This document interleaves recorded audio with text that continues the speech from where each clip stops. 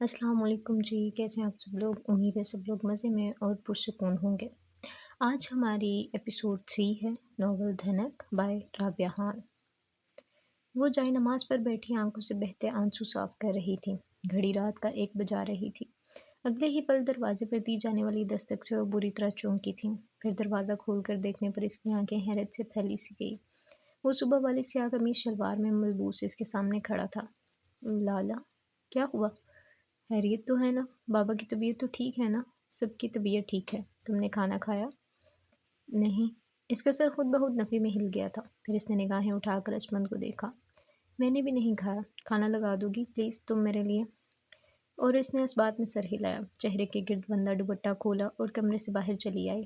اس کا اسمند کے ساتھ تعلق کبھی بھی بے تکلف نہیں رہا تھا۔ وہ ہمیشہ ہی اس سے ایک فاصلے پر رہی تھی۔ وہ ہمیشہ سے کچن کے ٹیبل پر بیٹھا اس کی پشت کو تک رہا تھا۔ کاؤنٹر پر رکھے برتنوں کو وہ ایک جانب رکھ رہی تھی جب ایک تیز دھار چھری لاپرواہی سے پکڑنے پر اس کی ہتھیلی کو گہرا سا زخم دے گئی تھی۔ اس نے بلبلا کر برتن ایک جانب رکھے تھے۔ ٹپ ٹپ خون کی بوندیں یک ٹائلز پر گرنے لگی۔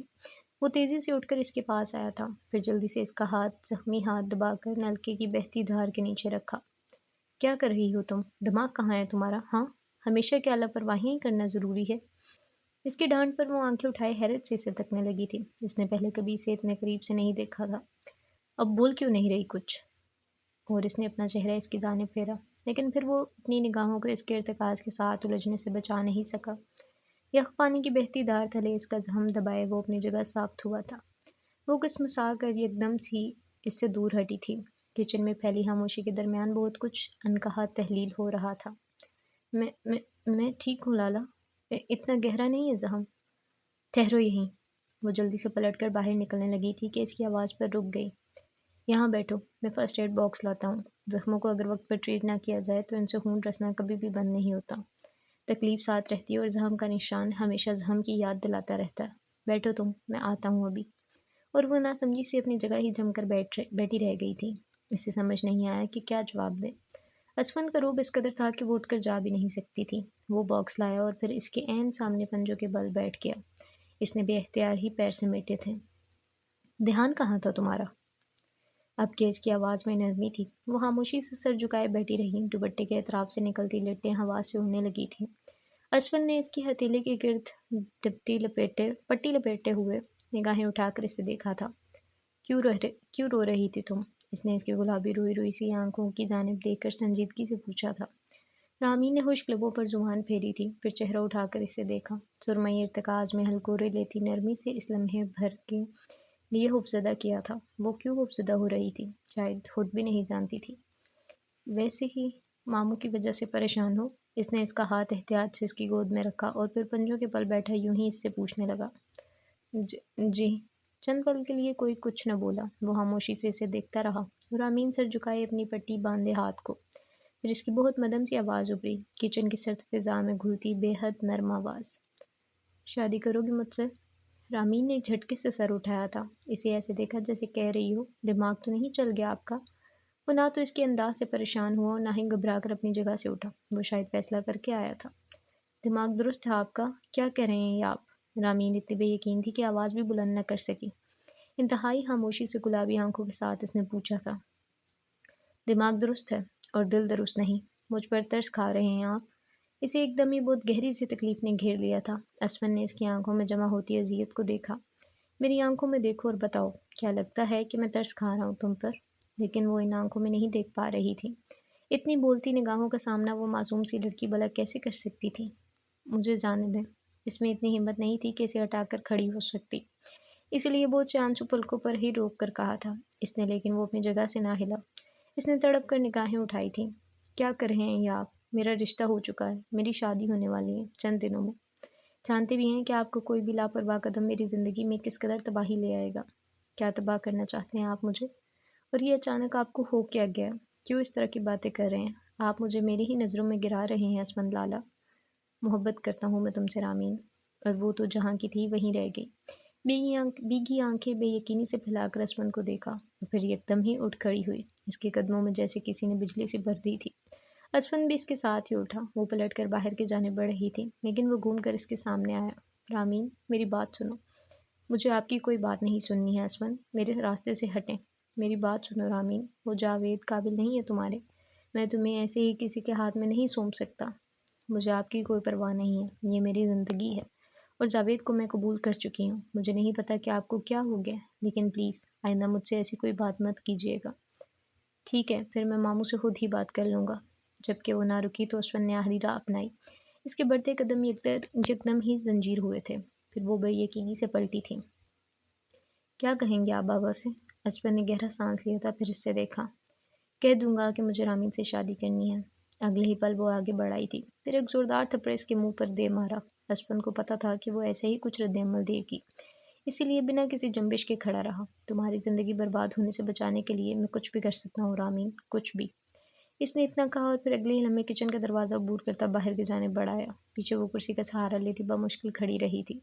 اسے لگا کوئی دھیرے دھیرے اس کے قدموں تلے زمین کھینچ رہا ہے۔ باہر کی سرد ہوا میں اسون نے اپنا فون نگاہوں کے سامنے کیا اور پھر چند نمبر ڈائل کر کے فون کان سے لگایا۔ ساول، کیا تمہیں پتا ہے کہ لوگوں سے انکار کیسے اگلواتے ہیں؟ اس کی بات سن کر دوسری جانب شاید ساول مسکرایا تھا، پھر آہستہ سے بولا، مجھے باخوبی علم ہے اسفندیار۔ اور اس نے اگلے ہی لمحے موبائل کان سے ہٹایا اور پھر آگے بڑھایا۔ اب اس کے چہرے پر صرف پہاڑوں کی سختی تھی۔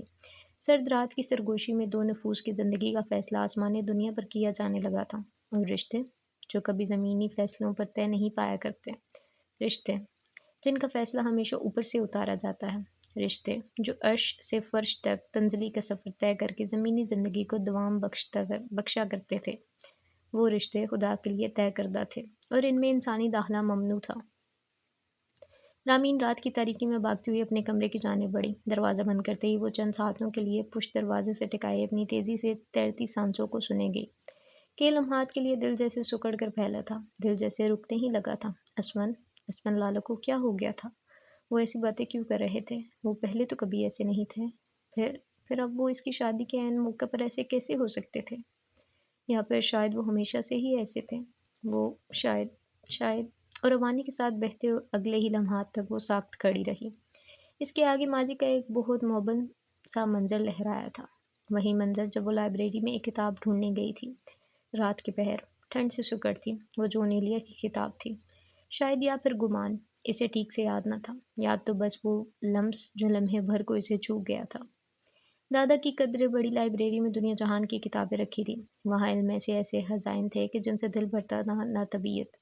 وہ بھی جب لوگوں کی باتیں سن کر اکتانے لگتی تو اپنا فرار ان کتابوں میں پاتی۔ کوڑے اوراق پر دل سے لکھے گئے الفاظ میں وہ کئی دن الجھ کر اپنی ظاہری شکل و صورت کو فراموش کرنے لگتی تھی۔ یہی ان کتابوں کا متنج تھا کہ وہ آرام سے کئی ایام اپنی ساملی رنگت پڑھ کر اٹھنے سے بجائے اس کتاب میں گزار لیا کرتی تھی۔ اس رات بھی قہر برس رہا تھا۔ اسون چند دن پہلے ہی چھٹیوں پر گھر آیا تھا۔ اس کا اس سے زیادہ سا سامنا نہ ہوتا تھا اور نہ اسے اسون سے بے تکلف ہونا مناسب لگتا۔ وہ سنجیدہ لیکن دھیرج سی طبیعت کا مالک تھا، کوئی بھی کہیں سے بھی جا کر اس سے بات نہیں کر سکتا تھا۔ وہ بھی انہی لوگوں میں سے تھی جو اس سے ذرا ایک فاصلے پر رہا کرتے تھے، لیکن اس کی موجودگی نے کبھی اسے غیر آرامدہ نہیں کیا تھا۔ وہ انسانوں کو غیر آرامدہ نہیں کرتا تھا، شاید بس اسی لیے وہ اسے سمجھ نہیں پائی تھی۔ اس نے برف سے بے رحم دودھیا ٹائلز پر اپنے قدم رکھے اور پھر لائبریری کو جاتی راہداری کی جانب مڑ گئی۔ وہ بھی بہت سی راتوں کی مانند ایک بے کل رات تھی، ایک بے رحم رات، ڈستی سوچ اور اپنی ذات کے کم مایہ ہونے کے احساس سے بھرپور رات۔ اس نے آہستگی سے دروازہ کھولا تھا، پھر بھی پرانے طرز کے بنے اس قد آدم دروازے سے چرچراہٹ لمحے بھر کو ابھری تھی۔ اسون دوسری جانب اپنے بستر پر دراز ایک ہاتھ سر کے نیچے رکھے چھت کو تک رہا تھا۔ اسے یاد تھا کہ وہ اسے کب اچھی لگنے لگی تھی، وہ اسے کب اپنی لگنے لگی تھی۔ ہاں، وہ اسے قہر برساتی رات یاد تھی۔ آنے والے کئی سال بھی اس گزری رات کو اس کی یاد کے پردے سے مٹا نہیں سکے تھے، کیونکہ شاید وہ خود بھی اس رات کو مٹانا نہیں چاہتا تھا۔ وہ بھی اس رات لائبریری میں کھڑا کوئی کتاب تلاش کر رہا تھا جب اسے دروازہ چڑچڑا کر کھلنے کی آواز آئی۔ اس نے چونک کر کتاب سے سر اٹھایا تھا، پھر اگلے لمحے وہ ایک شیلف کی اوٹ میں ہو گیا۔ رات کے اس وقت لائبریری میں کون آ سکتا تھا؟ یکدم ہی اس کے اعصاب چوکنا ہو گئے تھے۔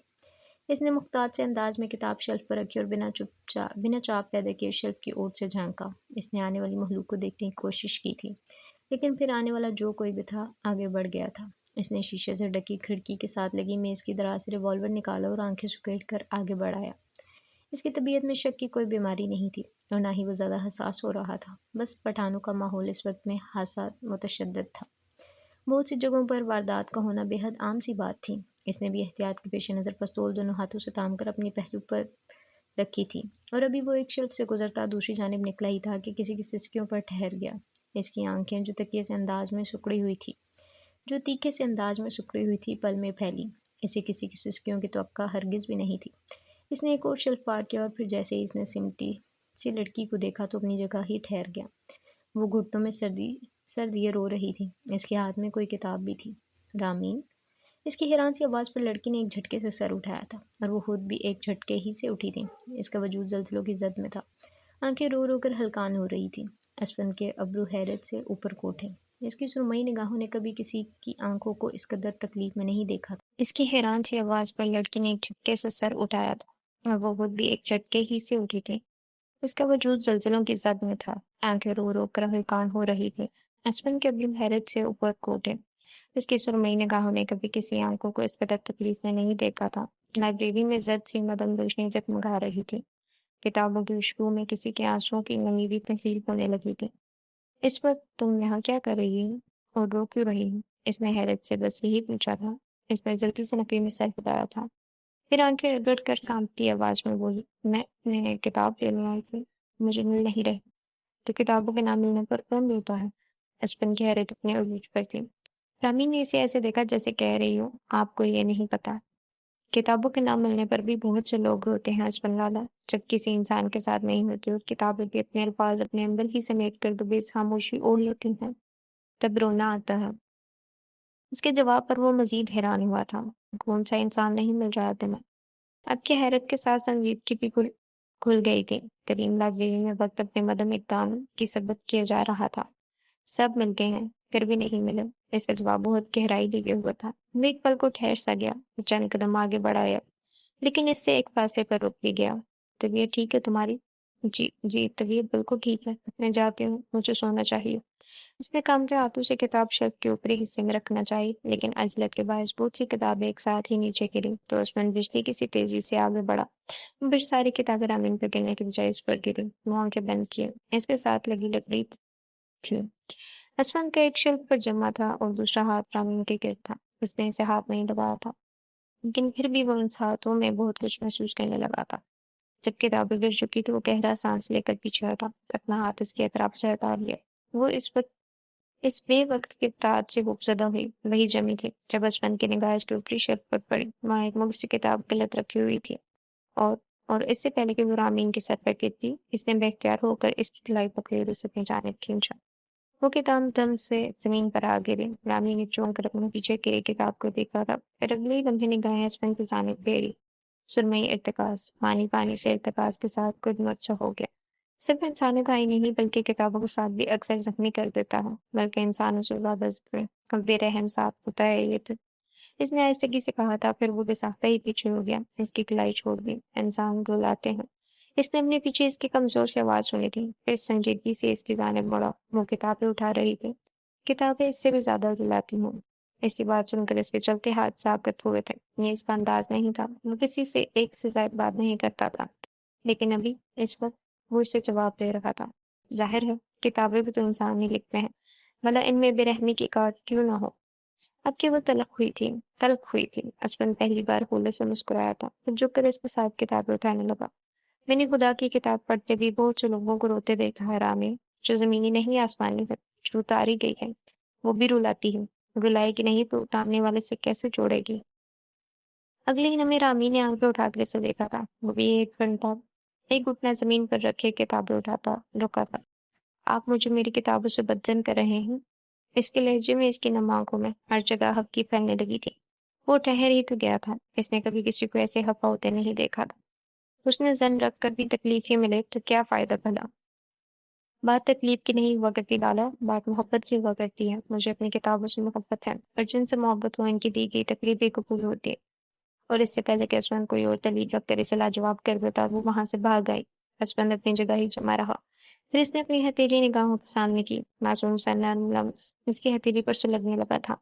اس نے پستول ایک طرف رکھا اور بالوں کو یوں ہی ماتھے پر مزید بکھیرا۔ بیڈ پر دراز اسپن نے آج جان لیا تھا کہ وہ کون سا لمحہ تھا جو اس کے اور رامین کے درمیان ٹھہر گیا تھا۔ اس نے دوبارہ پلٹ کر اس کی جانب دیکھنا ہی چھوڑ دیا، پھر وہ باہر پڑتا بیٹھتا اور رامین کا رشتہ کہیں اور طے ہو گیا۔ وہ واپس پلٹا تو حیران رہ گیا کہ وہ کسی اور کی ہو چکی ہے۔ چند دن تو وہ بے حد سن رہا، لیکن پھر دھیرے دھیرے اس نے یہ حقیقت بھی قبول کر ہی لی کہ وہ اب اس کی نہیں ہو سکتی۔ وہ اس سے پیچھے ہو گیا۔ ان کے یہاں رشتہ توڑنا ناقابل قبول عمل تھا۔ پٹھان لوگ رشتے کے توڑنے کو خود پر حرام کر رکھتے تھے۔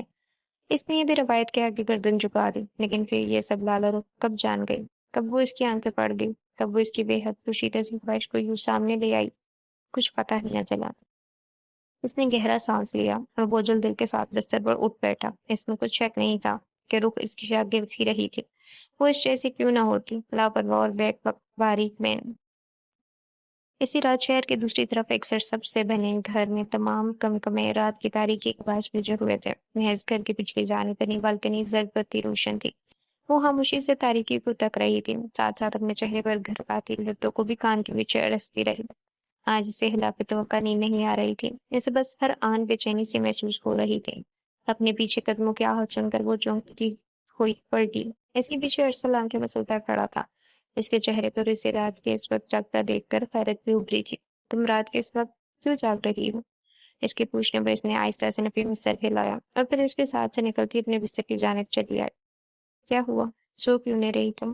ارسل کے ایک بار پھر سے کیے گئے استفسار پر وہ جھنجھلائی تھی۔ بس ویسے ہی نیند نہیں آ رہی مجھے، اس نے قدرے بیزار ہو کر کہا، لیکن وہ اسے بغور دیکھ رہا تھا۔ اتنی چڑی ہوئی کیوں ہو؟ کوئی بات ہوئی ہے کیا؟ ارشد مجھے نیند نہیں آ رہی، پلیز آپ لائٹ آف کر دیں۔ رات کے وقت کبھی انسان کو نیند نہیں یاد دی۔ رات کے وقت نیند نہ آنے کی بہت ساری وجوہات ہوتی ہیں، رات کی نیند کبھی یوں بے وجہ نہیں اڑا کرتی۔ وہ بھی لائٹ آف کر کے اب اپنے صوفے پر بیٹھ گیا تھا۔ کمرے میں پھیلی تاریکی کے باعث وہ اسے بہت مدھم سی دکھائی دے رہی تھی۔ کچھ بھی نہیں ہوا ہو، اس کی چھوٹی سی آواز اٹھی، پھر بہت باریکی سے نمی اس کے آنکھوں میں تیرنے لگی۔ اسے دائیں کیوں بے وقت رونا آ رہا تھا۔ آنکھیں رگڑ کر وہ جیسے ہی لیٹنے لگی تو اچانک اس کی کلائی کے پردے سے روک لیا۔ وہ ٹٹک کر رک گئی، پھر وہ ساتھ رکھے لیمپ کی لائٹ جلاتا اس کے سامنے بیٹھا۔ اب بھی رخ کی آنکھوں میں چمکتی نمی واضح تھی۔ تم ٹھیک ہو رخ؟ اس نے پوچھا اور رخ نے کمزور سے سر بھی ہلا دیا۔ مجھے تو ٹھیک نہیں لگ رہی، کیا ہوا؟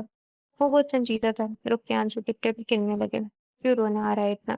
اس نے ایک ہاتھ بڑھا کر اس کے رخسار بھی خشک کیے تھے۔ گھر والے یاد آ رہے ہیں؟ اس کے پوچھنے پر اس نے ایک بار پھر آہستگی سے سر ہلایا تھا۔ وہ ایسے روتے ہوئے ارسل کو بالکل چھوٹی سی لگی، کیونکہ وہ روتی جو نہیں تھی، رلاتی جو تھی۔ میں تو سمجھا تھا کہ جھانسی کی رانی کو محض رلانا آتا ہے، لیکن او دیکھو، اسے تو رونا بھی آتا۔ اس کی بات سن کر وہ روتے روتے ہی ہنسی تھی، چمکتے آنچوں کے ساتھ نم سی ہنسی لیے وہ لڑکی بہت خوبصورت تھی۔ میرا مذاق اڑا رہے ہیں آپ؟ میرا دماغ خراب نہیں ہے کہ میں رات کے اس پیر تمہارا مذاق اڑاؤں گا۔ مجھے اس کمرے میں ابھی زندہ رہنا، ایک صوفہ مل گیا ہے سونے کے لیے، غنیمت نہیں۔ اگر تم نے یہ بھی مجھ سے چھین لیا تو پھر میں غریب کہاں جاؤں گا؟ اور اس کی بیچاری سی شکل دیکھ کر وہ ایک دم اور ہنس پڑی تھی۔ ارسل اسے دیکھ کر مسکرایا۔ اتنی بھی ظالم نہیں ہوں اب میں، اس نے زکام زدہ سی سانس اندر کھینچ کر کہا۔ ارسل نے بالکل والے انداز میں سر ہلایا۔ سچ بتاؤ، کیوں رو رہی تھی؟ دیکھو، مجھے عجیب لگتا ہے جب کوئی میرے آس پاس ہوتا ہے تو یہ بھی عجیب سی بات ہے، لیکن مجھے بھی آگے والے کو دیکھ کر رونا آ جاتا ہے۔ اور تم نے ابھی مجھے روتے ہوئے نہیں دیکھا، میں بہت اپنا آپ رکھتا ہوں روتے ہوئے۔ تم چاہتی ہو تمہاری رات کی نیند واقعی اڑ جائے؟ پر اب اس کی ہنسی ہرگز بھی نہیں رک رہی تھی، وہ چہرہ چھپا کر ہنسنے لگی تھی۔ رات میں سے چہرہ اٹھایا، سامنے بیٹھے میمنے کو دیکھا۔ وہ بہت کیئرنگ تھا، کوئی تو اسے بتائے کہ وہ ایسے نہ کرے، وہ ایسے کرے گا تو کیسے چلے گا۔ میں بس امین کی وجہ سے پریشان تھی، میں آج تایا کے گھر گئی تھی انہیں بلانا، تو میں نے دیکھا ارسل کہ وہ اپنے کمرے میں جائے نماز پر بیٹھے رو رہی تھی۔ میں نے انہیں ہمیشہ بہت بہت مضبوط دیکھا تھا، انہوں نے کبھی کسی بھی دکھ پر اف تک نہیں کی، لیکن آج انہیں اس قدر شکستہ دیکھ کر میرا تو دل ٹوٹ گیا ارسل۔ میری ہمت نہیں ہوئی کہ میں اندر جا کر انہیں بلا سکوں، بس تب سے میرے دل پر بوجھ ہے، مجھے پتہ نہیں کیوں رونا آئے جا رہا ہے۔ اس کی آواز ایک بار پھر سے بڑھ آئی تو ارسل نے اپنے ہاتھ میں قید اس کا ہاتھ تھوڑے سے دبایا، پھر مسکرا کر اسے دیکھا۔ ہوتا ہے اسے، پتہ ہے، میری چھوٹی پھپھو تھی نا نازنین، بہت پیار کرتی تھی بچوں میں، میں ان کے لیے بالکل چھوٹا سا تھا، بلکہ دوسرے الفاظ میں کہنا چاہیے کہ انہوں نے ہی بڑا کیا تھا مجھے۔ وہ بابا کی اکلوتی بہن تھی، چھوٹی تھی تو ان کی شادی بھی نہیں ہوئی تھی، میں ان کے بغیر کچھ کھاتا نہیں تھا، کہیں جاتا نہیں تھا، کچھ کرتا نہیں تھا، اور پھر ایک دن وہ مر گئی۔ اسے لگا گویا اس کے اوپر سے کوئی ٹرک سے گزر گیا ہو۔ وہ کتنے آرام سے بتا رہا تھا، شاید وہ اپنے حصے کا غم رو چکا تھا۔ کیوں؟ کیسے؟ اس نے بے یقینی سے بس یہی پوچھا تھا۔ ارسل کی آنکھوں میں سرخی سی ابھری تھی۔ کسی نے قتل کر دیا تھا ان کو۔ اوہ، ہر جانب جیسے سرخی سی پھیلنے لگی تھی۔ وہ آنکھیں میچ کر ایک دم پیچھے ہوئی تھی، اسے جیسے سانس نہیں آ رہا تھا۔ بابا کے زمینی مسائل کے باعث ان کے دشمنوں نے پھپھو کو نشانہ بنایا اور انہیں قتل کر دیا۔ پھر کیس چلتا رہا، قصاص لیا جاتا رہا۔ پھپھو واپس نہیں آئے بس۔ آخر وہ مسکرایا تھا۔ وہ ارسل تھا نا۔ وہ مسکرا سکتا تھا۔ اس نے گہرے گہرے سانس لے کر دل پر جمی کثافت جیسے باہر نکالی تھی۔ بہت بری طرح ٹرامیٹائز ہو گیا تھا میں۔ کئی دنوں تک ہاسپٹل میں داخل رہا اور پھر میں ہر سائے سے خوف زدہ رہنے لگا۔ مجھے بندوقوں سے خوف آنے لگا تھا۔ مجھے فائر کی آواز پر دورہ پڑ جاتا تھا۔ کئی دنوں تک بیسمنٹ میں چھپ کر روتا رہا تھا میں، لیکن پھر سب ٹھیک ہو گیا۔ زندگی اپنی جگہ واپس آ گئی۔ کچھ بھی نہیں بدلا۔ میں سمجھ سکتا ہوں تمہاری تکلیف۔ تم اپنے تایا سے بہت مانوس ہو۔ ان سے بہت گہرا رشتہ ہے تمہارا، اسی لیے اس طرح انہیں دیکھ کر ہرٹ ہونا نارمل ہے تمہارے لیے۔ بٹ تم خوش نصیب ہو، تمہارے تایا تمہارے پاس ہیں۔ تم ان کے لیے بہت کچھ کر سکتی ہو، اور جو تم کر سکتی ہو وہ تمہیں کرنا چاہیے۔ وہ خاموشی سے دیکھتی رہی تھی اسے، جب بھی وہ اتنا ڈرتا تھا۔ یہ ماضی تھا اس کا، بھلا وہ خوفزدہ کیوں نہ رہتا۔ آپ اس لیے ہر چیز سے ڈرتے ہیں؟ اس کے پوچھنے پر وہ سر کھجاتا ہنسا تھا، پھر گردن اس بات میں ہلائی۔ اسی لیے میں تمہارے اسفند اور فرقان لالا جتنا بہادر نہیں ہوں۔ میں ڈر جاتا ہوں۔ ایک پھپھو کو کھو دینے کے خوف نے مجھے ہر اس چیز سے خوفزدہ کر دیا جسے میں کھو سکتا ہوں۔ میں شاید حساس بھی اسی لیے ہوں۔ مجھے لوگوں کے کھو جانے سے ڈر لگتا ہے۔ اس نے کبھی اتنا پیارا انسان نہیں دیکھا تھا۔ اب تم سو جاؤ اور ٹینشن نہیں لو، سب اچھا ہوگا۔ اگر تایا یاد آ رہے ہیں تو میں لے جاؤں گا تمہیں صبح۔ بات کر لینا ان سے، بات کر لینے سے ہر مسئلہ حل ہو جاتا ہے۔ وہ اٹھا اور جیسے ہی لیمپ کی لائٹ آف کرتا پلٹنے لگا، رخ نے اس کے کرتے کی آستین تھام لی۔ وہ چونک کر اس کی طرف مڑا۔ تھینکس ارسل، آپ اچھے ہیں۔ وہ ہنسا تھا، پھر سر اس بات میں ہلاتا اپنے صوفے کی جانب بڑھ آیا۔ رخ نے بھی آہستہ سے اپنا سر تکیے سے ٹکایا اور سونے لیٹ گئی، لیکن اب نیند آنکھوں سے بہت دور تھی۔ ارسل کی ہنسی، ارسل کی آنکھوں اور اس کی باتوں نے رخ کی نیند بہت چپکے سے چرا لی تھی۔ پگھلتی رات کی تاریکی میں دل روشن ہونے لگے تھے اور زندگی اپنے اندر انداز سے چلنے لگی تھی۔ دن کی واضح روشنی میں افغان کے لاؤنج میں بہت سے مرد براجمان تھے۔ رامین کے سسرالیوں کی جانب سے رشتے کا انکار آ چکا تھا۔ سب ختم ہو گیا تھا۔ سانسیں رک رک کر آتی تھی اور دل تھا کہ دھڑکنا بھول گیا تھا۔ رامین ویران آنکھیں لیے فرقان لالا کے ساتھ بیٹھی ہوئی تھی اور ارمغان سر دونوں ہاتھوں میں گرائے بامشکل خود کو ڈہ جانے سے روکے ہوئے تھے۔ بس وہی نظر نہیں آ رہا تھا جس کی وجہ سے یہ رشتہ ٹوٹا تھا۔ رامیش اور جنید گل کے ساتھ کچن میں کھڑے باہر کے سنجیدہ سے ماحول سے خوفزدہ تھے۔ اسفند لالا کہاں ہے؟ رامیش نے ہلکی سی آواز میں پوچھا تو جنید نے لا علمی کے باعث کندھے اچکا دیے۔ کیا ہمیں رخ آپی کو بتا دینا چاہیے؟ اس نے ایک بار پھر پوچھا، لیکن گل کی جانب سے اسے ایک کندھے پر ایک دھپ پڑی تھی۔ پاگل ہو کیا؟ اسے کیوں پریشان کر رہے ہو بتا کر؟ پہلے ہی یہاں سب پریشان ہیں، کیا یہ کافی نہیں ہے؟ ابھی ان کی بحث چل رہی تھی کہ داخلی دروازے سے اسفند داخل ہوا، سیاہ جینس پر بھوری جیکٹ پہنے، فریش سا۔ وہ آ کر ارمغان کے عین سامنے پنجوں کے بل بیٹھا تھا۔ سب نے ایک ساتھ ہی نگاہیں اٹھا کر اسے دیکھا۔ اسفند، مجھے کوئی بات، میں رامین سے نکاح کرنا چاہتا ہوں ماموں۔ اور ارمغان کی بات تو منہ میں ہی رہ گئی تھی۔ فرقان جو پیچھے ہو کر بیٹھے تھے اگلے ہی پل سیدھے ہو بیٹھے۔ فاطمہ اور افغان نے بے یقینی سے ایک دوسرے کی جانب دیکھا تھا۔ کچن میں جھانکتے رامیش، جنید اور گل اپنی جگہ جم سے گئے تھے، اور رامین وہ پتھر کی ہوئی لاؤنج کے صوفے پر بیٹھی ساکت ہو گئی تھی۔ اسفند، دماغ درست ہے تمہارا؟ کیا کہہ رہے ہو یہ؟ سب سے پہلی دھار فرقان کی جانب سے موصول ہوئی تھی۔ اس نے انتہائی سکون سے چہرہ موڑ کر انہیں دیکھا تھا، پھر مسکرا کر ارمغان کی طرف دیکھا جو ساکت سے بیٹھے تھے۔ ماموں، آپ کو مجھ جیسا داماد اس پورے شہر میں تو کیا اس پوری دنیا میں نہیں ملے گا۔ کیا ہوا جو رامین کا رشتہ وہاں نہیں ہو سکا؟ وہ لوگ قابل نہیں تھے اس کے، لیکن میں اپنے گھر کی عزت رکھنا چاہتا ہوں ماموں۔ میں بہت عزت کے ساتھ نکاح کرنا چاہتا ہوں رامین سے۔ کیا کبھی تم نے اتنا سعادت مند بچہ دیکھا ہے؟ نہیں نا، اس سعادت مند بچے نے بہت بری طرح فرقان کا دماغ گھما دیا تھا۔ ان کا بس چلتا تو اسے بھگو کر مارتے۔ کیا آپ کو بھروسہ نہیں ہے مجھ پر ماموں؟ اس نے ان کی جانب چھائی گہری خاموشی دیکھ کر بہت سکون سے پوچھا تھا، لیکن پھر اگلے ہی پل وہ ساکت رہ گیا۔ وہ اسے اٹھ کر خود سے لگا رہے تھے، وہ شاید رو بھی رہے تھے۔ یکدم ہی لاؤنج میں زندگی سی دوڑ گئی تھی۔ فرقان نے گہرا سانس لیا تھا۔ اس اسفند کے بچے کو تو وہ بعد میں دیکھنے والا تھا۔ اب افغان بھی اٹھ کر اسے گلے لگا رہے تھے۔ جنید، رامش اور گل خوشی سے سمسماتے چہرے لیے رامین کی جانب بڑھے تھے۔ فاطمہ اب روتی ہوئی رامین کو ساتھ لگا رہی تھی۔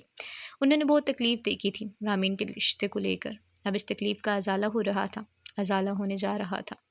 بھلا وہ خوش کیوں نہ ہوتے، لیکن انہوں نے اچانک ایسے انکار کیوں کر دیا رشتے سے؟ جب سب لاؤنج میں ایک ساتھ بیٹھے تو رامش نے پوچھا۔ اسفن نے بہت معصومیت سے کندھے اچکائے تھے، جیسے اسے کیا پتا ہو سکتا تھا بھلا؟ ابھی تو اس جیسا معصوم کوئی تھا ہی نہیں اس روئے زمین پر۔ رامین فاطمہ کے ساتھ اٹھ کر جا چکی تھی اور سب مرد حضرات کو گل چائے پیش کر رہی تھی۔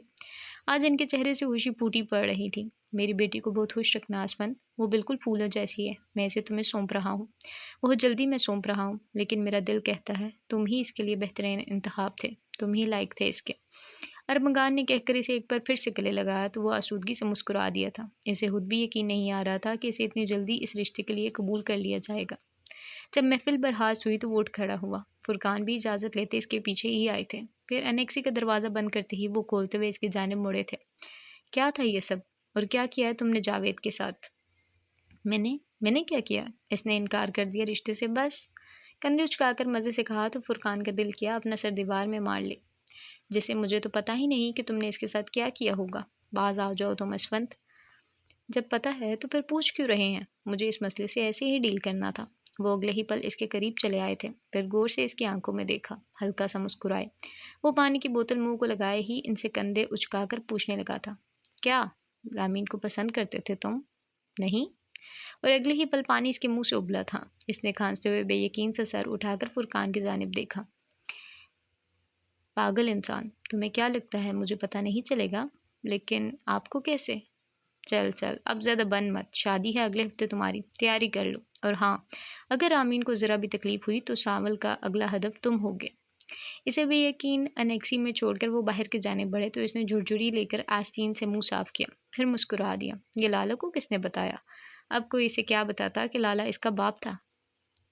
رامین سن ہوئی اپنا سانولا سا سراپا سنگھار آئینے میں تک رہی تھی۔ اسفن جیسا وجیہہ بندہ اسے کیسے پسند کر سکتا تھا؟ کہاں وہ مضبوط سا اونچا مرد اور کہاں وہ معمولی سی شکل و صورت کی قابل قبول سی لڑکی۔ کیا بھدا جوڑ تھا، کیا دیکھ لیا تھا اس میں ایسا اسفن نے؟ وہ اب اپنا ایک ایک نقش چھو کر محسوس کر رہی تھی۔ پھر اس کی آنکھ سے ایک آنسو ٹوٹ کر گرا۔ اس نے بے دردی سے اسے ایک آنسو کو رگڑ ڈالا تھا۔ اسفن پر اس ایک لمحے میں اتنا غصہ چڑھا کہ حد نہیں۔ اگر وہ سامنے ہوتا تو ایک زوردار تھپڑ کھینچ مارتی اسے۔ زہر آدمی، بدتمیز، جاہل کہیں کے، گنجے کبوتر۔ اوکے، یہ آخری والا بہت برا تھا، لیکن چونکہ اس سے زیادہ کی گالیاں وہ افورڈ نہیں کر سکتی تھیں، اس لیے کفایت شعری سے بھرپور کام لیتے ہوئے انہی پر اکتفا کرنا ضروری سمجھا۔ بلکہ ہم میں سے بہت سے لوگ گالیاں دینا اپنے لیے جرم سمجھتے ہیں، اسی لیے ہم جیسے معصوم لوگوں کو اپنی ہی گالیوں کی ایک لغت تیار کرنی چاہیے جس میں ہماری طرح کے معصوم لفظ ہوں، جنہیں بول کر شرمندگی بھی نہ ہو اور آگے والے پر اپنا غصہ بھی اتر جائے۔ گنجا کبوتر، پہاڑی بکرا، ہذیانی مرغا، اور ہاں، ہم جنگلی ہر کو کیسے بھول سکتے ہیں؟ ہی۔ اور بھی بہت ہیں، بس انسان کو ذرا تحلیقی بننے کی ضرورت ہوا کرتی ہے۔ اور جانتے ہیں انسانی ذہن کی تحلیق کس وقت برق رفتاری سے کام کرتی ہے؟ جی ہاں، تب جب وہ غصے میں ہو، اور آمین اس وقت شدید غصے میں تھی، اسی لیے بہت اعلیٰ قسم کے القابات اس کی نگاہوں کے سامنے گردش کرنے لگے تھے۔ بھلا وہ اتنے پیارے اسفند کو گنجا کبوتر بول رہی تھی؟ بات تھی کوئی؟ اس نے تک کر اپنا مادہ سنگار آئینے سے ٹکایا اور آنکھیں موند گئی۔ اسے پتا تھا کہ وہ اسفند کا مقابلہ کبھی نہیں کر سکتی، وہ چاہے تب بھی نہیں۔ اس کی سرمئی آنکھوں کی سنجیدگی انسانوں کو حائف کیا کرتی تھی۔ بھلا وہ نازک سی لڑکی کہاں تک اس سے لڑ سکتی تھی؟ اس سے صرف ایک ہی مقابلہ کر سکتی تھی، اور وہ تھی لالا رخ۔ اس کے علاوہ اسفند کے سامنے کسی کا بھی بات کرنا محال تھا، اور اس ایک بات سے رامین باخوبی واقف تھے۔ اسی صبح وہ بالوں کو جوڑے میں باندھے کچن میں کھڑی سمیرا کے ساتھ ناشتہ بنا رہی تھی۔ اس نے آف وائٹ رنگ کی لمبی قمیض زیب تن کر رکھی تھی، جس کے نیچے سے ہم رنگ پجامہ ہلکا سا جھلک رہا تھا۔ وہ ناشتہ ٹیبل پر لگا رہی تھی جب گمسم سی ناشتے کے سامنے براجمان رمشا پر نظر پڑی۔ کالج کا سفید لباس زیب تن کیے، اونچی پونی میں بال سمیٹے، بالکل تیار لیکن تھکی ماندی۔ اس نے بغور اسے دیکھا، پھر اس کے سامنے ناشتہ رکھ کر اسے ہلایا تو وہ کسی خیال سے جاگی، چو کر اس کی جانب دیکھا اور پھر الجھ کر ناشتے کی جانب متوجہ ہوئی۔ یہ رمشا کا انداز نہیں تھا، وہ کبھی اس طرح خاموش نہیں بیٹھا کرتی تھی، لیکن کل سے اس کے ہونٹوں پر چپ کا تالا پڑا تھا، اور کسی کو یہ بات محسوس ہوئی یا نہ ہوئی ہو، لیکن لالا رخ کو اس کی خاموشی بہت چبھی تھی۔ کیونکہ وہ خاموشی خوفزدہ تھی، ایسے جیسے وہ کسی بات سے ڈری ہوئی ہو، خائف ہو۔ اس نے ایک آخری نگاہ اس پر ڈالی اور پھر سمیرہ کے ساتھ بیٹھ کر ناشتہ کرنے لگی۔ ارسل تو اس کے اٹھنے سے قبل ہی آفس جا چکا تھا۔ رامین کی شادی کب تک ہے بیٹے؟ سمیرہ بیگم نے کپ میں چائے انڈیلتے ہوئے اس سے پوچھا تو ان کی جانب متوجہ ہوئی۔ جی آنٹی، اگلے ہفتے سے ہے اس کی شادی۔ تیاری وغیرہ تو مکمل ہو چکی ہے لیکن ابھی کچھ کام رہتے ہیں۔ اس نے پراٹھے کا نوالا توڑ کر منہ میں رکھا تھا، پھر چونک کر ساتھ سے اٹھتی رمشا کو دیکھا۔ رمشا، ناشتہ تو ٹھیک سے کر لو بچے، یہ کیا چائے اور آملیٹ تو جو کا تو ہی رکھا ہوا ہے۔ اس کے بولنے سے قبل ہی سمیرہ بول اٹھی تھی۔ رمشا نے بہت بیزاریت سے سر نفی میں ہلایا تھا۔ امی، میرا دل بالکل بھی نہیں چاہ رہا ناشتہ کرنے کا، میں کالج میں کچھ لے کر کھا لوں گی، اس نے ہاتھ جھلا کر کہا اور پھر باہر کی جانب بڑھ گئی۔ ان دونوں نے ایک ساتھ ایک دوسرے کی جانب دیکھا تھا۔ پتہ نہیں اس لڑکی کو ہوتا کیا جا رہا ہے، کل شام بھی کچن میں کھڑے کھڑے کانپنے لگ گئی تھی۔ میں نے پوچھا بھی تو کہنے لگی کہ کھانا نہیں کھایا، شاید اسی لیے بی پی لو ہو رہا ہے، کھاتی بھی نہیں ہے ٹھیک سے۔ یہ ان کے کہنے پر اب کہ اس کے ابرو بے اختیار ہی سکڑ گئے تھے۔ ہاتھ میں پکڑا چائے کا کپ اس نے بے ساختہ ہی ٹیبل پر رکھا تھا۔ آنٹی، کوئی آیا تھا کیا کل گھر میں؟ اس کے پوچھنے پر سمیرہ سر ہلا کر بے خبر سی بتانے لگی تھی۔ ہاں، کل زرتاج اور اس کے بھائی آئے تھے۔ کیوں؟ انہوں نے چونک کر ایک دم پوچھا تو وہ جلدی سے مسکرائی۔ میں تو ویسے ہی پوچھ رہی تھی آنٹی، کام کی وجہ سے بھی اکثر طبیعت میں چڑچڑا پن آ جاتا ہے نا، شاید رمشا بھی اسی وجہ سے ٹھیک سے کھانا نہیں کھا رہی، یا پھر ہو سکتا ہے کالج کا کام زیادہ ہو، لڑکیاں ہو جاتی ہیں ایسی چڑچڑی اور بیزار۔ اس نے سکون سے کہا، کہہ کر باپ اڑاتا چائے کا کپ لبوں سے لگایا تھا۔ اڑتی بھاپ کے پار سمیرہ کے چہرے پر پھیکا فکر مند سا تاثر ظاہر ہو گیا تھا، لیکن تحلیل ہوتی بھاپ کے اس پار اس کا چہرہ لمحے بھر کو تفکر سے تمتما اٹھا تھا۔ کچھ باتیں بتانے کی ضرورت نہیں ہوا کرتی، کیونکہ کچھ باتوں کا وجود ہی مشکوک ہوا کرتا ہے، کچھ باتوں کا ہونا ہی ناگواری کا احساس دلاتا ہے۔ لمحے کے 1000ویں حصے میں اس ناگواریت نے اس کا احاطہ بہت تیزی کے ساتھ کیا تھا۔ وہ شیر افغن کے ساتھ چلتا ان کی کسی بات پر سنجیدگی سے گردن ہلا رہا تھا، پھر ان کے ساتھ لفٹ کے باہر رک کر کچھ بات کرنے لگا۔ وہ دونوں ابھی میٹنگ برخاست ہونے پر باہر نکلے تھے اور اب اپنے اپنے آفس کی جانب بڑھ رہے تھے۔ یکایک لفٹ کے اندر قدم رکھتا ارسل افغن بری طرح چونکا تھا۔ اندر وہ بہت انداز سے تیار ہو کر کھڑی ہوئی تھی، گویا ابھی کسی فوٹو شوٹ سے فارغ ہوئی ہو۔ شیر افغن نے ایک سنجیدہ نگاہ ارسل پر ڈالی تھی اور دوسری زرتاج پر۔ وہ اب انہیں سلام کرنے لگی تھی، جس کا جواب انہوں نے انتہائی خشک سے انداز میں دیا تھا۔ ان کے اتوار دیکھ کر بھی زرتاج کی ڈھیٹ مسکراہٹ مدم نہیں پڑی تھی۔ ارسل کو تو اس بندی ٹائی میں اپنا حلق گھٹتا ہوا محسوس ہو رہا تھا۔ اس نے بے ساختہ ہی ٹائی کی نوٹ ڈھیلی کی تھی۔ لفٹ میں پھیلی بدنما اور دم گھونٹتی خاموشی نے ارسل کو اس ٹھنڈ میں بھی پسینے کر دیا تھا۔ شیر افغن کی برف سی سرد مہری اچھے اچھوں کو سیدھا کر دیا کرتی تھی، اور وہ تو پھر ان کا اپنا بیٹا تھا، ان سے بخوبی واقف تھا۔ وہ جانتا تھا کہ نظرتاج ایک آنکھ نہیں باتی، انہیں اس جیسی بچ جانے والی لڑکیاں ہرگز بھی ہضم نہیں ہوا کرتی تھیں۔ لفٹ کا دروازہ اگلے ہی پل کھلا تو ارسل کو کچھ سانس آیا۔ وہ زرتاج پر ایک بھی نگاہ غلط ڈالے بغیر شیر کے ساتھ باہر کی جانب بڑھا تھا۔ زرتاج لفٹ کے اندر کھڑی رہی، پھر دروازہ بند ہونے پر مسکرائی۔ بہت زہریلی مسکراہٹ تھی، وہ کرواہٹ سے بھرپور۔ آہستہ سے کچھ گنگناتی ہوئی وہ اب اپنا فون نگاہوں کے سامنے کرتی کچھ نمبر ڈائل کر رہی تھی، پھر فون کان سے لگا کر ہولے سے مسکرا کر چہرے پر گھر آتی لٹ کان کے پیچھے ارسی، کیا تم نے اس کی بہن کو ہراساں کیا سائم؟ اور اگر کیا بھی ہے تو ٹھیک سے کیا ہے نا؟ اس کی مسکراہٹ اب بہت کاٹدار سے تاثرات میں بدل گئی تھی۔ یوں لگتا تھا گویا اس کی نگاہوں سے آگ کی لپیٹیں نکل رہی ہوں۔ وہ جو بلا ہے عمل طے کر رہی تھی وہ بلا شبہ بہت بھیانک تھا۔ دوسری جانب شیر کے سامنے رکھی کرسی پر بیٹھا وہ ایک فائل پر جھکا چند اہم نکات کی نشاندہی کر رہا تھا، جب شیر کی آواز پر چونکا، یہ لڑکی ہمارے آفس میں کیا کر رہی ہے ارسل؟ ان کا سرسراتا سا لہجہ اس کی ریڑھ کی ہڈی کو سنسناتا ہوا گزرا تھا۔ اس نے تھوک نکلا، بابا مجھے نہیں پتا۔ تو پتہ کرو اور آئندہ مجھے یہ آفس میں دکھائی نہ دے۔ بے وقت اور بیکار جگہوں پر دکھنے والے لوگ کبھی کبھی خوشحالی کا اندیہ لے کر نہیں آتے ارسل، وہ صرف تباہی اور بربادی کے ضامن ہوا کرتے ہیں، سمجھ رہے ہو نا تم؟ اس نے تیزی سے سر اس بات میں ہلایا تھا، بھلا اس سے اچھا اور کون سمجھ سکتا تھا اس بات کو، اور اس سے بے تکلف ہونے کی ضرورت ہرگز بھی نہیں ہے۔ میں کبھی بے تکلف نہیں ہوا بابا، اور ایسا کہتے ہوئے وہ 25 نہیں 5 سال کا لگ رہا تھا۔ میں نے یہ نہیں کیا بابا، یہ تو گندے بچے کرتے ہیں نا، میں تو اچھا بچہ ہوں نا بابا۔ اس کی شکل بالکل اسی طرح کا نقشہ کھینچے ہوئے تھی، لیکن شیر کے نقوش میں پھر بھی نرمی نہ کھلی۔ ان کی سرد آنکھیں سرد ہی رہی۔ سب کچھ تمہاری ڈھیل کی وجہ سے ہوا ہے، مجھے تو سمجھ نہیں آتا کہ تم کس قسم کے مرد ہو، ایک عورت کو ٹھیک سے جواب نہیں دینا آتا تمہیں۔ اگر یہ بات لالا رخ کو پتہ چلی تو وہ بہت ہرٹ ہوگی ارسل، اور اس کے ذمہ دار صرف اور صرف تم ہوگے۔ بابا، لیکن کوئی اندھا بھی بتا سکتا ہے کہ وہ تم میں دلچسپی لیتی ہے۔ اور اس بات پر اس کا چہرہ کانوں کی لوؤں تک سرخ پڑ گیا تھا۔ یا آخر بابا کو کس نے بتا دیا تھا؟ اس نے ضبط سے گہرا سانس لے کر بیچارگی سے سر اٹھایا تھا، پھر انہیں دیکھا۔ میں نے بہت بار سمجھانے کی کوشش کی ہے، لیکن بس ارسل، مجھے پتا ہے تم نے اسے کیسے سمجھایا ہوگا۔ میری ایک بات دھیان سے سنو، جب گھر بساتے ہیں نا، تب ہوا کے بہت سے سرد اور بے رحم تھپیڑے ہمارا گھر بکھیر دینے کے در پہ ہوتے ہیں۔ تب ہمیں اپنے کمفرٹ زون سے باہر نکلنا پڑتا ہے ارسل۔ تب ان تھپیڑوں کے سامنے دیوار بن کر کھڑا ہونا پڑتا ہے، انہیں منہ توڑ جواب دینا پڑتا ہے، اور کئی سالوں تک بنا تھکے یہ کام بہت خوش اسلوبی سے سر انجام دینا ہوتا ہے۔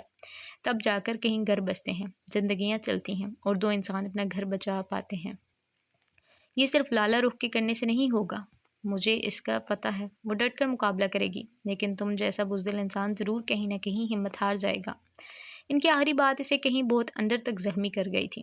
آپ میرے کردار پر شک کر رہے ہیں بابا؟ شک نہیں کر رہا ارسل، لیکن ایسا کوئی بھروسہ بھی نہیں کر رہا تم پر۔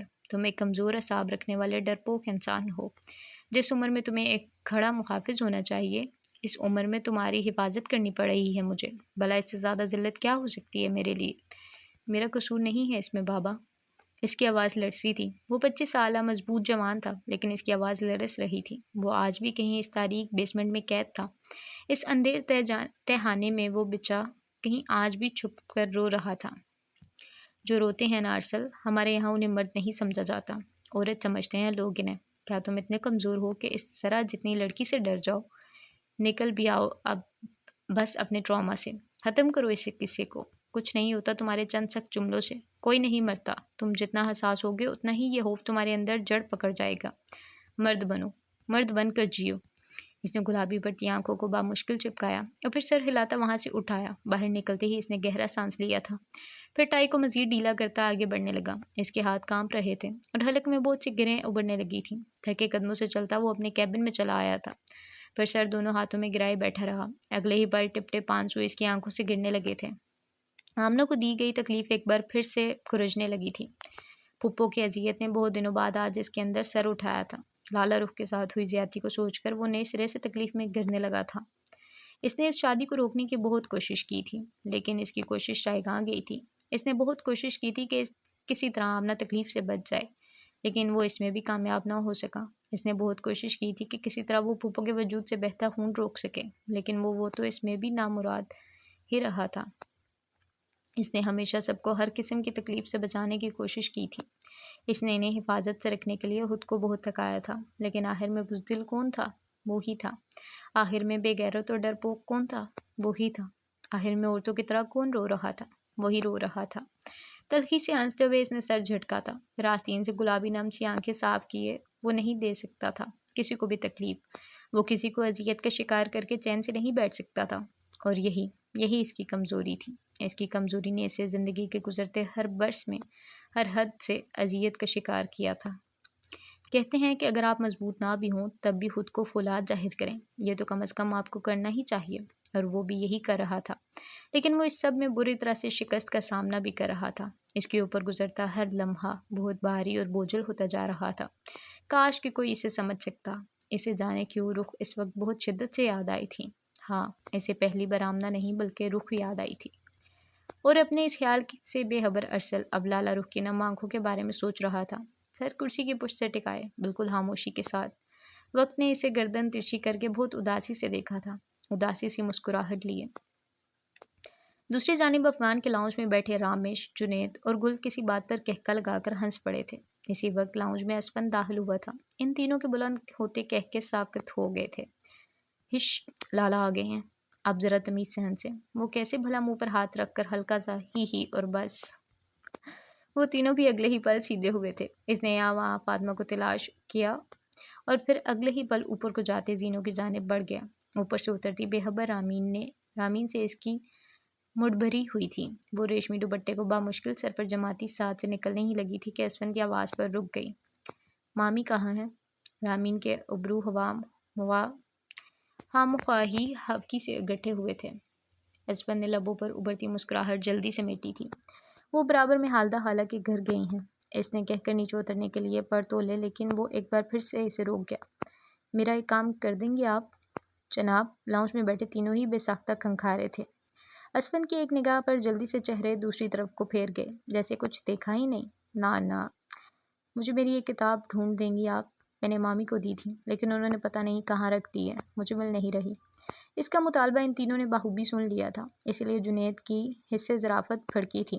شادی سے ایک ہفتہ پہلے کون سا کتاب پڑھ کر لالا کو ارسطو بن جانا ہے؟ بچوں، سب بہانے ہیں رامین آپی سے باتیں کرنے کے۔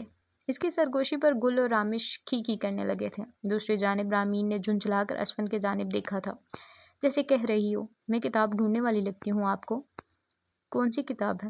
اور اتنی بھی کیا لاپرواہی کہ آپ سے ایک کتاب بھی نہ سنبھل سکی؟ چاچی کو وہ کتاب دے دی۔ ان سے تو اپنا آپ نہیں سنبھلتا اس عمر میں، آپ کی کتابیں کہاں سنبھالتی پھریں گی وہ؟ کہاں کا غصہ کہاں اتر رہا تھا؟ نہیں بلکہ ٹھیک جگہ ہی اتر رہا تھا۔ ایک کتاب ہی تو کھوئی ہے۔ اسفند کی مدھم سی آواز پر رامین کو اور ہی غصہ آیا تھا۔ یہ گنجا کبوتر! اچھا، پھر خیر ہے، ایک کتاب ہی تو کھوئی ہے، آپ جب تک کوئی اور کتاب پڑھ لیں، اس نے اب کے صاف جواب دیا تھا۔ پھر ہوں کر کے زینیں اترنے لگی۔ پتہ نہیں وہ کون تھا جو ایک کتاب کے نہ ملنے پر رو رہا تھا، کیا آپ اسے جانتی ہیں؟ اور زینے سے اگلا قدم اتارتی رامین ٹھہری تو گئی تھی۔ لائبریری میں پھیلی وہ مدھم زرد رات، جسے اگلے ہی پل ہر جانب تحلیل ہو کر بکھرنے لگی تھی۔ اسفند جانتا تھا کہ وہ کیا کہہ رہا تھا۔ اسفند کو معلوم تھا کہ وہ کسی جانب اشارہ کر رہا تھا۔ رامین ایک جھٹکے سے اس کی جانب موڑی تھی۔ اسفند نے گردن ہلکی سی ترچھی کی تھی، پھر ہولے سے بولا، مجھے بس یہ یاد نہیں آ رہا کہ وہ لاپرواہ تھا کون جو اس رات اپنی کتاب کے نہ ملنے پر رو رہا تھا۔ مجھے بس اس لاپرواہ سے ایک بات کہنی تھی۔ وہ 2 زینے اتر کر اس سے 1 زینے کے فاصلے پر رک گیا تھا۔ رامین سانس روک کے تک رہی تھی۔ اس کی سرمئی آنکھوں میں ہلکوڑے لیتی نرمی کے ساتھ گھلی ہلکی سی شرارت نے اسے الگ ہی رنگ دے دیا تھا۔ وہ ایک کتاب کے کھو جانے پر رونے والی لڑکی اپنی ذات کے کھو جانے کا سودا کرنے چلی تھی۔ زیادتی کر رہی تھی وہ، پھر زیادتی روکنے والے کو ڈانٹ بھی رہی تھی۔ ظلم نہیں۔ وہ مسکرایا تھا، بہت ہلکے سے۔ اسی پل داخلی دروازے سے فاطمہ داخل ہوئی تو رامین جلدی سے پلٹ کر سرخ چہرہ لیے دوسری جانب بنے اپنے پوشن کی طرف بڑھ گئی۔ فاطمہ نے پہلے اسے جاتے دیکھا، پھر سوالیہ نگاہوں سے اسفند کا سامنا کیا۔ وہ مسکراتا ہوا ان کے سامنے آ رکا تھا۔ فاطمہ اس کی مسکراہٹ سمجھتی تھی، اسی لیے چپکے سے وہ خود بھی متبسم ہوئی تھی۔ مامی، مجھے کام تھا آپ سے۔ ہاں کہو۔ میرے دوست کے گھر والوں کو دعوت دینے کے لیے ان کے گاؤں جانا ہے، چلیں گی نا آپ؟ اس نے پوچھا تو فاطمہ نے سر اس بات میں ہلایا، پھر اس سے وقت اور جگہ پوچھنے لگی۔ جیسے ہی وہ آگے بڑھنے لگا تو رامش کے سوال پر رک گیا۔ آپ کی تو کتاب کھو گئی تھی نا لالا؟ کچھ سوچ کر وہ اگلے ہی لمحے مسکرایا تھا، پھر بے نیازی سے کندھے اچکائے۔ میری نہیں، کسی اور کی کتاب کھوئی تھی، شاید مل گئی ہو اب تک۔ میں اتنا لاپرواہ نہیں، چلتا ہوں مامی۔ اس کی ذومعنی بات کو وہ تینوں نہیں سمجھ سکتے تھے، نہ ہی فاطمہ سمجھ سکتی تھی، بلکہ اس کی اس بات کو زینوں کے اس پار کھڑی لڑکی سمجھ رہی تھی۔ وہ آگے بڑھتے ہوئے لمحے بھر کو رکا، پھر چہرہ گھما کر زینوں کی جانب دیکھا جہاں وہ سن ہوئی کھڑی تھی۔ ایک پل کے لیے ان دونوں کی نگاہیں ملی تھیں، اور اس ایک نگاہ میں وہ اسے بہت سے راز سونپ کر آگے بڑھ گیا تھا۔ رامین سے کھڑا ہونا محال ہونے لگا تھا۔ اس کے جیسے رگوں پے میں وہ 2 سرمئی نگاہیں حلول کر گئی تھی۔ اس نے بامشکل گہرا سانس لیا اور پھر اپنے کمرے کی جانب بڑھ آئی۔ یہ اسفند کون تھا؟ یہ اسفند کیا تھا؟ یہ اسفند۔ شام کی سیاہی پھیلی تو باہری پردے گرا دیے گئے، سردیوں کی سوگاتیں ہر جانب بکھرنے لگیں اور زرد کمکمے روشن کر دیے گئے۔ رخ نے مسکرا کر دادی کے کمرے کا دروازہ کھٹکھٹایا تھا، پھر اندر داخل ہو گئی۔ دادی اپنی مغرب کی نماز سے فارغ ہو کر جائے نماز پر ہی براجمان تسبیح کے دانے گرا رہی تھی۔ اسے آتا دیکھ کر مسکرا دی۔ وہ پاس چلی آئی، پھر ان کے ساتھ دبیس قالین پر بیٹھ گئی۔ انہوں نے آگے بڑھ کر اسے پیار کیا تھا۔ آپ آج کمرے سے باہر ہی نہیں آئی دادی، طبیعت تو ٹھیک ہے نا آپ کی؟ اس کی متفکر سی سرگوشی پر وہ جھنیوں زدہ چہرہ لیے مسکرائی تھی۔ ایسے بچوں کی طرح مسکراتی ہوئی وہ بہت پیاری لگتی تھی۔ رخ کو ہمیشہ ان پر بے طرح پیار آیا تھا۔ بس آج کچھ طبیعت بوجھل سی ہو رہی تھی، اسی لیے باہر آنے کا دل نہیں کیا۔ ویسے بھی بوڑھیوں کا کیا ہے، ایک جانب بھی پڑے رہیں تو گھر کے نظام زندگی میں کیا فرق پڑتا ہے۔ انہوں نے تسبیح چوم کر نگاہوں سے لگائی تھی، پھر کچھ پڑھ کر رخ پر پھونکا۔ وہ مسکرا کر ان کے قریب ہوئی تھی، پھر گھنگور سیاہ پلکیں چپکا کر انہیں دیکھا۔ دادی، میں یہاں لیٹ جاؤں؟ ان کی گود کی جانب اشارہ کیا تو وہ نہال ہی ہو گئیں۔ جیسے انہیں ارسل پیارا تھا، ویسے ہی انہیں رخ بھی بہت پیاری تھی۔ انہوں نے ہاتھ آگے بڑھا کر اسے اپنی گود میں لٹایا تھا، پھر اس کے چہرے پر گھراتی لٹ کو پرے کر کے اس کی سبھی پیشانی چومی۔ لالا رخ، آپ مسکرانے لگی تھی۔ دادی، مجھے آپ سے ارسل کے بارے میں کچھ بات کرنی تھی، اس نے آہستہ سے کہا تو اس کی جانب چہرہ جھکا کر دیکھنے لگی۔ نازنین پھپھو کے انتقال کے بعد ارسل کو کیا ہو گیا تھا دادی؟ اس کی بات سن کر وہ بری طرح چونکی تھی، پھر اس کی جانب سوالیہ نگاہوں سے دیکھا تو رخ نے گہرا سانس بھرا۔ مجھے ارسل نے بتایا تھا دادی، وہ ان کی وجہ سے کافی ڈسٹرب رہے تھے۔ دادی نے ایک بہت سرد آہ بھری تھی۔ جوان خوبصورت بیٹی کا دکھ آج بھی کہیں دل کو اندر تک زخمی کر دیا کرتا تھا۔ انہوں نے آنکھوں میں جمع ہوتی نمی کو انگلی کے پوروں پر چونتے اداسی سے مسکرا کر اسے دیکھا تھا۔ نازنین سے بہت مانوس تھا ارسل، اس کے بغیر جیسے ادھورا تھا، وہ کسی کے ساتھ نہیں بنتی تھی، لیکن نازنین میں جان تھی اس کی۔ اٹھنا بیٹھنا، کھانا پینا، پہننا اوڑھنا اور پڑھنا لکھنا، غرض یہ کہ ہر چیز نازنین سے شروع ہو کر اسی پر ختم ہوتی تھی ارسل کی۔ پھر جب ان کی آواز اس آخری جملے پر کانپی تھی، رخ کا دل گھٹنے لگا تھا۔ اس کی آنکھیں بہت تیزی سے اداسی کی گرفت میں آنے لگی تھی۔ پھر جب وہ مر گئی تو ارسل کی زندگی گویا ختم ہی ہو گئی۔ یوں لگتا تھا جیسے وہ کسی بند کنویں میں قید ہو گیا ہو، سانس تک نہیں آتا تھا اسے۔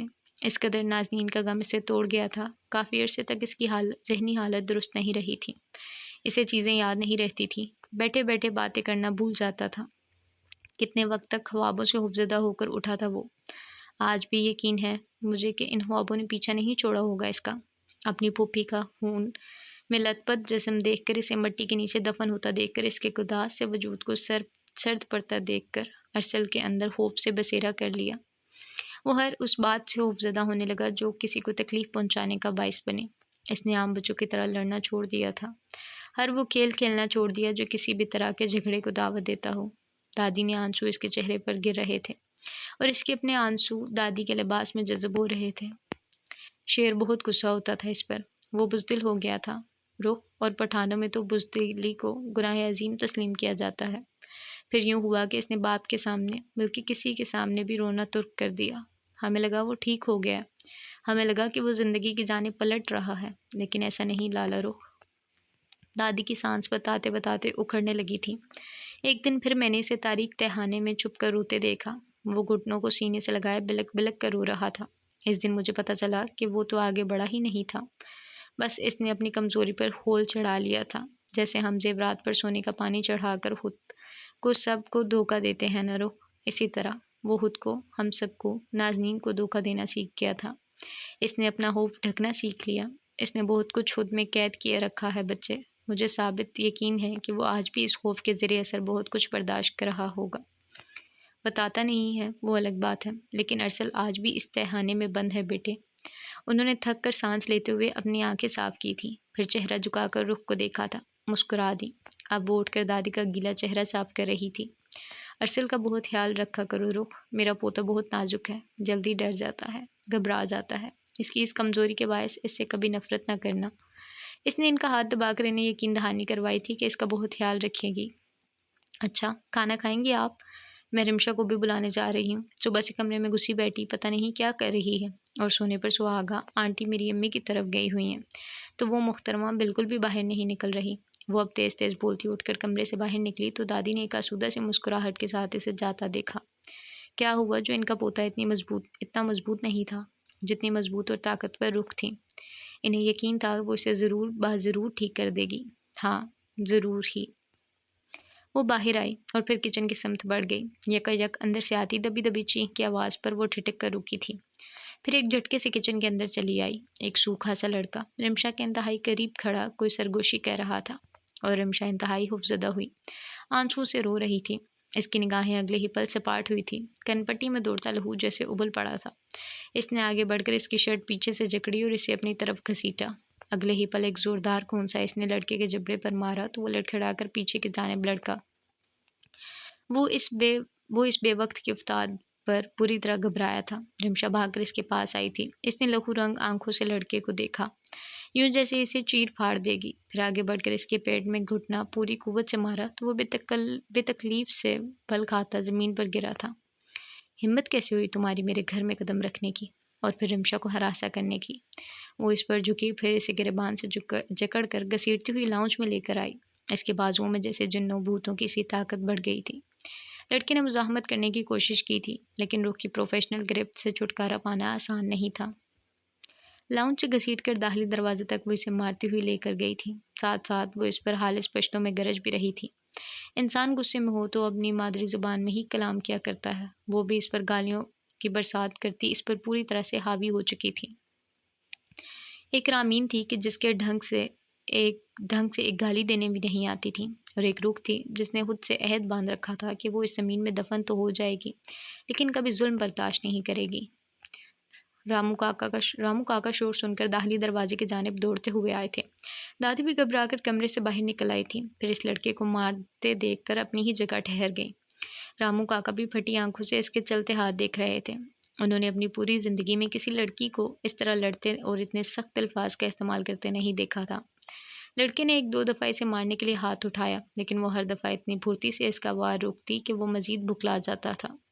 اسے گھر سے لات مار کر باہر پھینکنے کے بعد وہ اندر کی جانب مڑی تو رمشا بے ساختہ ہی بھاگتی ہوئی اس کے قریب آئی اور پھر اس سے چمٹ گئی۔ اس نے اپنے سرخ پڑتے ہاتھوں سے اس کی پیٹھ تھپ تھپائی تھی، پھر اسے خود سے الگ کیا۔ اس کا وجود زلزلوں کی زد میں تھا۔ اس نے اسے دونوں کندھوں سے تھام کر مضبوطی سے کھڑا کر رکھا تھا۔ یہ لڑکا کون تھا رمشا؟ اور رمشا ایک بار پھر سے پھوٹ پھوٹ کر رو پڑی تھی۔ میں نے پوچھا یہ کون تھا؟ اس کی آواز تیز سے بلند ہوئی تھی۔ رمشا نے آنسوؤں سے بھیگی آنکھیں اٹھا کر اسے دیکھا تھا۔ زرتاج کا بھائی تھا وہ، اور رخ کی پیشانی پر پڑا ہر بل ڈھیلا پڑ گیا تھا۔ لب اگلے ہی پل بھنج گئے تھے اور ابرو تن گئے تھے۔ زرتاج استھا میں اس نے اپنے دانت پیسے تھے۔ اب کے لاؤنج میں رمشا دادی کے ساتھ لگی بیٹھی تھی اور لالا رخ اس کے بالکل مقابل، ٹانگ پر ٹانگ چڑھائے، سپاٹ اور سر چہرہ لیے۔ یہ لڑکا کب سے تنگ کر رہا ہے تمہیں رمشا؟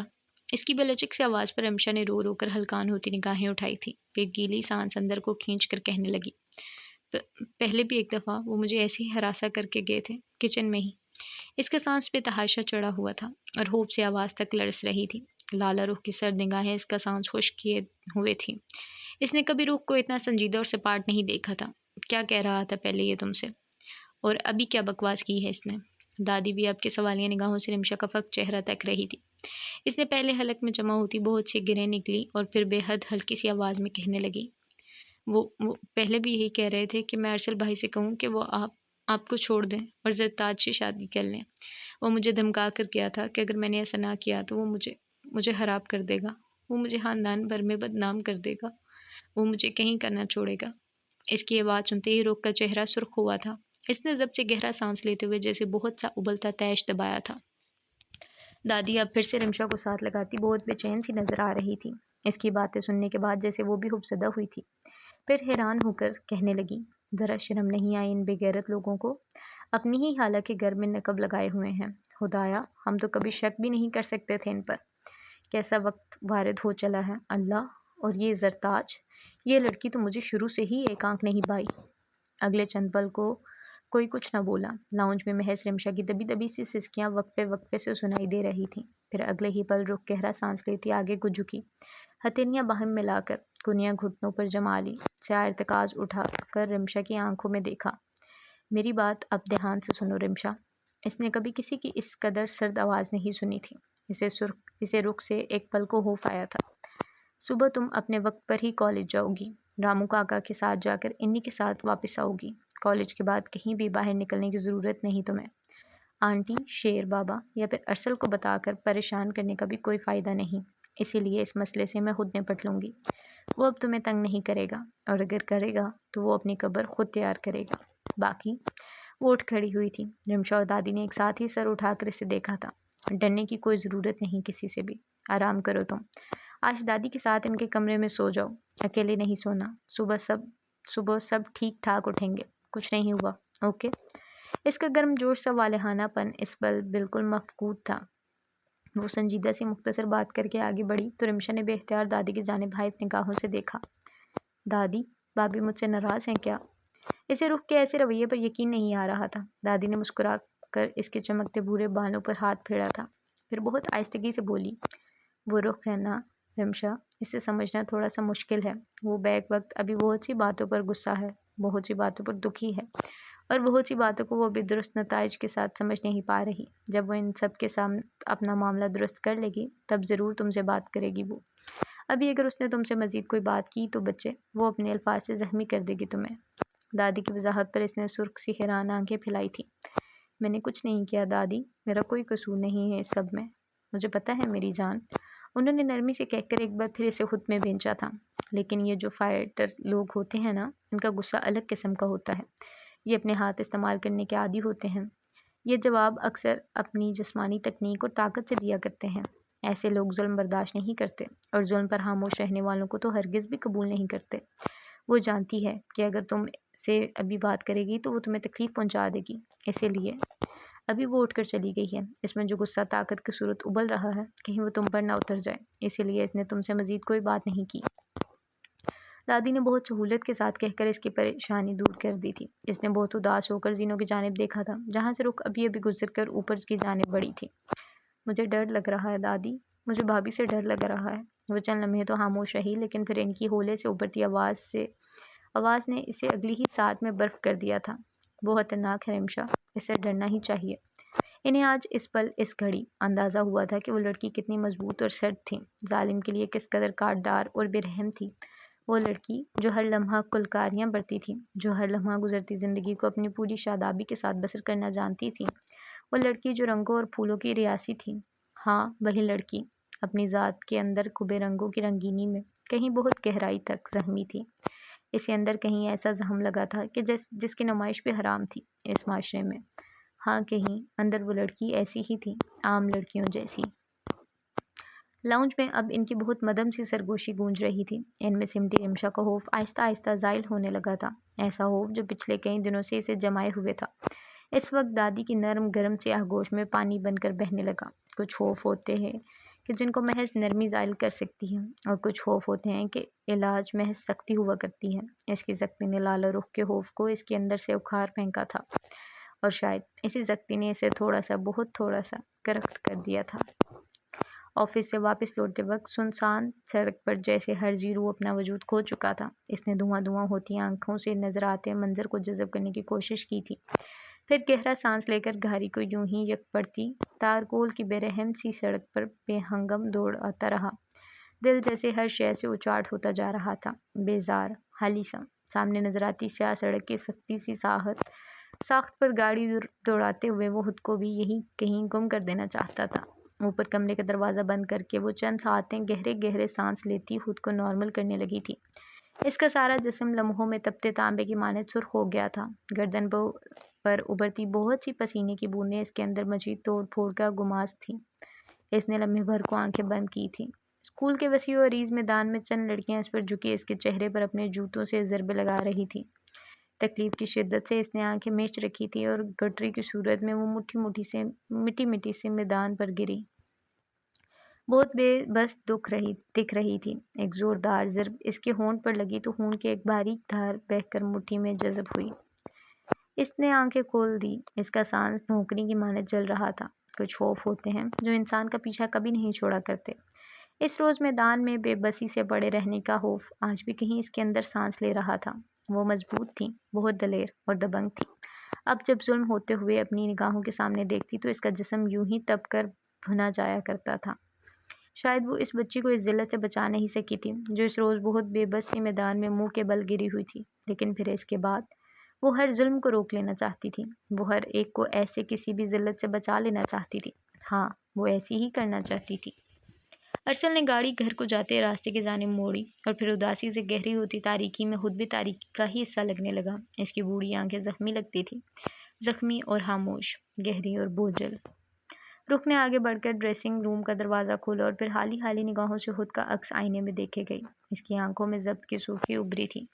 بے اختیار اس نے اپنا نچلے ہونٹ کو چھوا، ٹھیک وہیں جہاں اسے وہ ضرب لگی تھی۔ تکلیف آج بھی ہوتی تھی، زخم مندمل ہو کر بھی زخم ہی رہا کرتے ہیں۔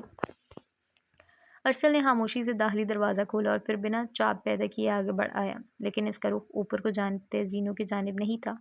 اس کا رخ تو گھر کے عقب میں بنے اس کھوکھلے تہہ خانے کی جانب تھا کہ جس میں اس نے اپنے بچپن کا بہت سا حصہ گزارا تھا۔ اس نے آگے بڑھ کر زینوں کی دوسری طرف قدم رکھا اور پھر تاریکی میں ڈوبے دروازے کو دھکیل کر اندر کی جانب بڑھ گیا۔ وہ اب چہرے پر پانی کی چھینٹیں مار رہی تھی۔ پھر کیلا چہرہ اٹھا کر خود کو آئینے میں دیکھا۔ جوڑے میں بندھے بال ہلکے سے ڈھلک کر گردن پر آ گرے تھے اور پانی کی چند بوندیں بہہ کر اس کی تھوڑی سے لڑک رہی تھیں۔ وہ اب سیاہ تہھانے کے زینوں پر دھیرے دھیرے قدم دھرتا اتر رہا تھا۔ کوٹ اس نے باہر ہی صوفے پر ڈال دیا تھا اور ٹائی کی گرہ ڈھیلی ہو کر گردن کے ساتھ ہولے سے جھول رہی تھی۔ آستینیں پیچھے کی جانب مڑی ہوئی تھیں اور بھوری آنکھیں اندھیرے میں کسی کی آسودہ سی خوشبو محسوس کرتی اگلے ہی پل بند ہو گئی تھی۔ اس تاریک تہانے میں بس نازنین کی خوشبو، اس کے لمس اور اس کی محبت سے بھرپور تاثرات نے آج بھی زندہ کر رکھا تھا اسے۔ وہ جب بھی اداس ہوتا تھا اسی تہانے کا رخ کیا کرتا تھا۔ لالا رخ نے خود کو وضو کے پانی سے بھگویا اور پھر آہستگی سے چلتی بیڈ کی جانب چلی آئی۔ شدید تیش کے وقت وضو کا بھگوتا پانی بہترین ہوا کرتا ہے، ایسا پانی جو انسانی وجود پر چڑھی کثافت اور گھٹن کی ہر گرہ کو خود کے ساتھ بہا لے جاتا ہے۔ اس نے بھی اتنے عرصے کی محنت میں یہی سیکھا تھا۔ اب وہ بالوں کو جوڑے سے آزاد کرتی آہستہ سے اپنے بستر پر لیٹ رہی تھی۔ اس کی سیاہ جگمگاتی آنکھیں کھوکھلی سی دکھائی دیتی تھیں۔ زخم کی تکلیف پر رونے میں قباحت نہیں رخ، اپنی کم ہمتی پر رونے میں قباحت ہے۔ جو کم ہمتی اور بزدلی پر رو دے وہ بھی بھلا کوئی انسان ہوا؟ اسفند لالا کی بہت عرصے پہلے کہی بات اس کی سماعت میں گھلی تھی۔ زخم، آنکھیں گلابی ہو گئی لیکن ان سے ضبط کا آنسو نہ ٹپکا۔ وہ مضبوط تھی، وہ نہیں روئے گی۔ اس نے مٹھی بھینچ کر خود کو بکھرنے سے روکا تھا۔ ارسل اب دیوار کے ساتھ لگ کر خاموشی سے بیٹھا تھا۔ اس کی آنکھیں تاریکی میں گھور رہی تھیں۔ پھر اس کے رخسار پر ایک آنسو پھسلا۔ اگر جو وہ نازنین کو نہ کھوتا تو وہ بھی آج شیر افگن، اسفند، فرقان، ہاں وہ بھی سب کی طرح مضبوط ہوتا، وہ بھی بے خوف و نڈر ہوتا۔ لیکن وہ یہ سب نہیں تھا۔ اس نے ایک انسان کو کھونے کے بعد خود کے خوف میں پناہ لی تھی، اور جو اپنی ذات میں جڑ پکڑتے خوف میں پناہ لیتے ہیں وہ صدیوں تک اس قید سے رہائی حاصل نہیں کر سکتے۔ رخ نے چونک کر آس پاس دیکھا تھا۔ ارسل کو تو اب تک آ جانا چاہیے تھا۔ وہ جلدی سے سیدھی ہو بیٹھی، پھر چہرہ گھما کر گھڑی کی جانب نگاہ پھیری۔ رات کے 10:30 بج رہے تھے، لیکن سردیوں کے راتیں ہونے کے باعث یوں لگتا تھا گویا رات کا آخری پہر چل رہا ہو۔ اس نے بے ساختہ ہی اٹھ کر کمرے کا دروازہ کھولا اور پھر دوپٹے سے بے نیاز کھلے بالوں کو ہاتھ سے سمیٹتی تیز تیز زینیں اترنے لگی۔ اس کا دل اچانک ہی بہت گھبرانے لگا تھا۔ ارسل، اسے اس سب میں وہ بالکل بھول گیا تھا۔ ابھی وہ داخلی دروازے کی جانب بڑھ رہی تھی کہ یکدم ٹھہر گئی۔ وہ زینوں کے اس پار سے بہت تھکا ماندہ سا آ رہا تھا۔ اسے یوں دوپٹے کے بغیر کھلے بالوں کے ساتھ کھڑا دیکھ کر تو چونک کر رک گیا۔ وہ دونوں ہی ایک دوسرے کو دیکھ کر ٹھہر گئے تھے، رک گئے تھے، روک لیے گئے تھے۔ برف ہوتے ٹائلز پر کھڑے وہ دونوں اسی سمے برفی کے مجسمے دکھ رہے تھے، یخ نرم دھوپ کی تمازت سے پگھلنے کے لیے بے تاب۔ اس برف سی دنیا میں اپنے خوف میں سمٹ کر زندہ رہنے والے دو مجسمے، سانس لیتے، زندہ اور زخمی مجسمے۔ کیا کبھی تم نے ایسے مجسمے دیکھے ہیں؟ So جی this is the end of this episode. Hope you will like it. Please like, share and subscribe. Please subscribe کیا کریں اور ساتھ میں بیل آئیکن بھی پریس کیا کریں تاکہ جیسے ہی نیکسٹ ایپیسوڈ آئے تو وہ آپ کو پہلے اس کا نوٹیفیکیشن آ جائے۔ تو جی اللہ حافظ۔